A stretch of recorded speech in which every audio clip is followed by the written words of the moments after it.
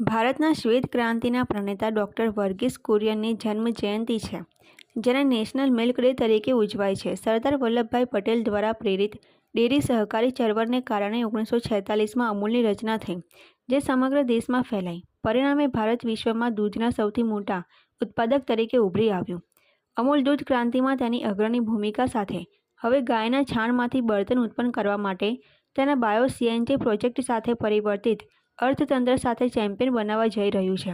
આ પહેલ ખેડૂતોને માત્ર વધારાની આવકનો સ્ત્રોત જ નથી પૂરો પાડતો, પરંતુ સ્વચ્છ ઇંધણ અને કાર્બનિક ખાતર પણ પ્રદાન કરે છે, જેનાથી ફોસિલ ફ્યુલ પરની નિર્ભરતા ઘટી છે અને સ્વચ્છ વાતાવરણમાં યોગદાન વધ્યું છે.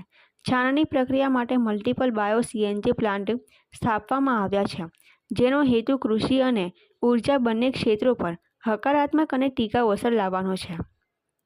અમૂલ નેશનલ મિલ્ક ડેની ઉજવણીના ભાગરૂપે સમગ્ર ભારતમાં 4 મેગા ક્લીન ફ્યુઅલ રેલીઓની શ્રેણીનું આયોજન કર્યું છે. મારુતિ સુઝુકી અને બજાજ ઓટો દ્વારા સંચાલિત રેલીઓનો હેતુ ભારતની ડેરી સહકારી સંસ્થાઓના વારસાને સન્માનિત કરતી વખતે પરિવર્તિત અર્થતંત્ર અંગે જાગૃતિ લાવવાનો છે.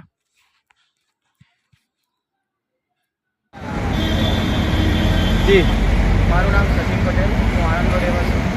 અમે અત્યારે doctor Kurian national milk day જે અમે બાઇક રેલી દર વર્ષે કાઢતા હોઈએ છીએ, તે અમે પુણેથી દિલ્હી જઈ રહ્યા છીએ. Bike rally CNG bike Bajaj auto અમને સ્પોન્સર કરી રહી છે, જેમાં સીએનજી ગેસનો યુઝ થાય છે. જેમ કે ખેડૂતો જો ગાય ભેંસ રાખતા હોય છે, એમનો ગોબરમાંથી આ સીએનજી ગેસ બને છે અને જે એનો વેસ્ટ મટીરિયલ નીકળે છે એ આપણે ખાતર તરીકે ખેતરમાં યુઝ કરતા હોય છે.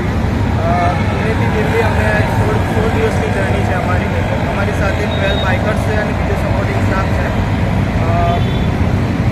16 દિવસ અને 16 તારીખે અમે પુણેથી શરૂઆત કરી છે. પુણેથી અમે સાઉથ મુંબઈ આવ્યા, સાઉથ મુંબઈથી અમે સુરત આવ્યા. લોકોને શું સંદેશો આપશો? હા, લોકોને અમે એક જ સંદેશો આપવા માંગીએ છીએ